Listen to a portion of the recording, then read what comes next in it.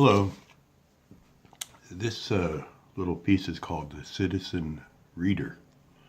Wrote it a while back, maybe 15 years ago, 20 years ago, revised it a couple of times. And it's something that came over me when I realized how we have just about filled up this planet with people, and we need a different way to understand ourselves to make it work. And it was something that was pretty well received at the Occupy movement in 2011. Anyway, here it goes. We hereby announce the appearance of a new world citizen, a free citizen of the earth with its many peoples and cultures, none of them superior to the other. This citizen will not be found in a social science demographic resulting from the geographic sampling of peoples classified by race, class, economic status, or any other grouping. The collective of citizens is worldwide, and though having a nationality, the world citizen is not defined by it. The collective of individuals is not naive, but is fully aware of science, technology, religion, politics, economics, and their powers. The collective of people are bright and reasonable and can listen to an argument and form an opinion and respect the opinion of others. The collective of individual human beings, male and female, are fed up with the inaction of governments to stop the disintegration of nature and culture. We appeal to readers of this document, like Plato, the discoverer of the idea, appealed to the citizens of Athens. We recognize that discussion among peers, we are all peers, is vital to good citizenship. We understand that the intelligent grasp of a subject and the commitment to balanced knowledge will lead to the best order in all things human, politically, economically, psychologically.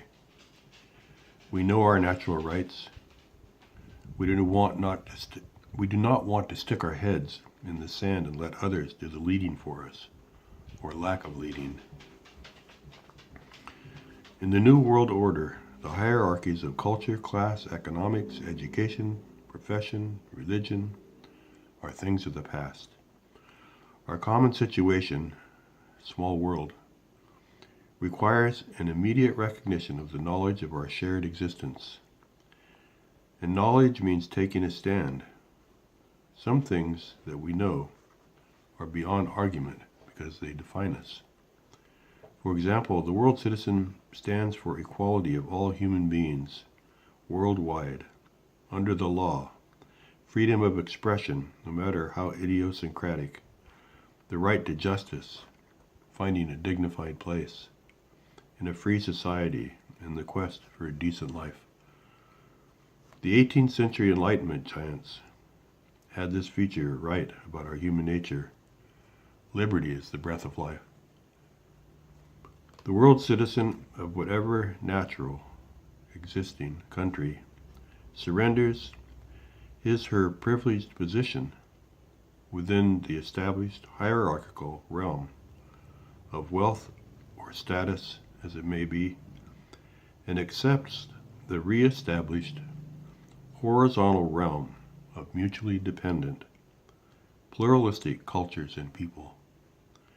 The image of the new order is not personal financial success, not scientific achievement, not universal religious truth, not the current tolerated hierarchical distribution of wealth among cultures. The image of the new order is this: a free human being in the concrete world of his or her existence. That is, this life in my neighborhood, here and now, the healthy existence immediately available to me through my body The gravity and sanctity of this felt existence, wherever this here now may be, Indonesia, Persia, Antarctica, first and last, it is my life and the life of the environment that sustains me, that matters, not some externally imposed ultimate transcendent truth issuing out of religion, science, politics, philosophy. The world citizen is an individual who is smart and confident and non-professional. He is an amateur, but an informed amateur. The amateur knows and can reason and can make good decisions. The amateur does not think all decisions are equal, but seeks the ones that lead, like a good map, to the desired ends. The amateur demands a fair and equitable order. The amateur regards too much wealth as just as wrong as too much poverty. The amateur works to understand nature and human nature with an admitted bias towards the human, but not at the expense of the other creatures in the environment. We are all in this together. The ants as much as the hummingbirds, the crocodiles as much as the snowy egrets, the crickets, the clouds, the vistas, the ground beneath our feet, the waterfalls, highways, bridges, trees, walkways, department stores, wheat fields, hospitals, city parks, skyscrapers, the wilderness and the parking lots, the domestic pets, the irritating mosquitoes, the mountains, the seasons, all of it. Every last atom of nature, where everything before it is reckoned, good or bad, simply is. Existence itself. We did not invent it. We're in it. We're part of it. We claim our part within it. We will not be moved out of the way or allow exploitation any longer. We did not come into existence to be claimed by a superpower, god, or emperor. Nobody owns us. Take note, every citizen of the earth, the rulers and the ruled, the leaders as well as the ones following, the office worker, the heavy equipment operator, every minimum wage worker, every field laborer, whether legal or illegal, the skilled, learned, the rich and the dispossessed, the retired, the imprisoned, the part-time workers, the homemakers, the caregivers, the volunteers, the athletes, carpenters, maintenance crews, the tall, skinny, half-starving shepherd in a drought-stricken African plain. Stand up and claim your place as a dignified and worthy citizen of Earth. You who are wealthy, reduce your possessions. You don't need 4 cars, 3 homes, multiple vacations a year, a motor home, when others, citizens like yourself, have nothing. Give away a part of your wealth to those who need it more than you. Find a way to give so that the giving does not demean the ones who receive. The equitable distribution of the planet's resources is the goal of a just humanity. When we get there, we can rest. Neither science nor technology nor religion is going to bring us to our goal, but each one of them can help. A scientist can be both a practitioner of his trade and a citizen of the world. A priest can be both a leader of his flock and a citizen of the world. And everybody else, each one of you, can be something. I am a carpenter and a citizen of the world.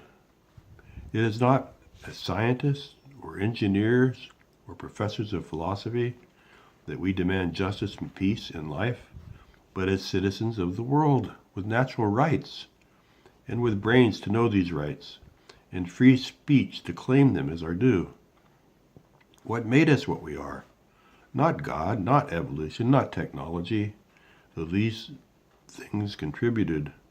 Ideas about the good made us and continue to make us what we are.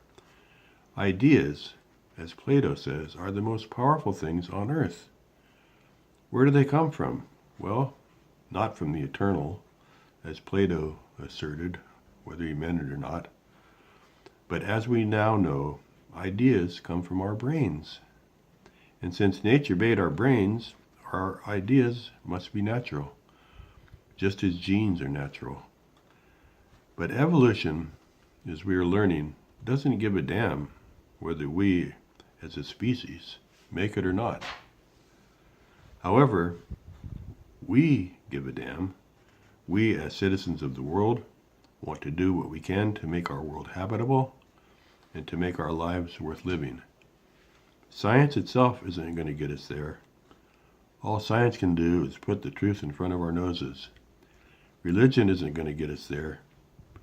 Religion's answers are based on myths, and religion cannot tolerate a reverse of direction. How can we change? One of the ideas that got us where we are is the belief in the inexhaustibility of the Earth's resources and the treatment of our planet as a trash can. Bad idea. A better idea is sustainability of resources and recycling. Did a scientist think that up? Did a priest? Did a philosopher? No, the people thought it up, and it's the people who are acting on it. The common person is demanding a solution. The individual who's fed up with government inaction, corporate indifference, or greed, religious intolerance, racism, fanaticism, ignorance. The common human being who claims his or her right to be a citizen of the world, beginning with the body and its existence on this piece of land, in this neighborhood, this community, extending out horizontally to the next community, and beyond that to the city, and from there to all other cities, and to all communities across the land, then to all people on the planet and their communities, and cities everywhere. We send a greeting without fear, with determination to hear the other out, to respect every person, to honor their right to a life with dignity on their own terms, not on ours, on a planet we can all call home. Thank you.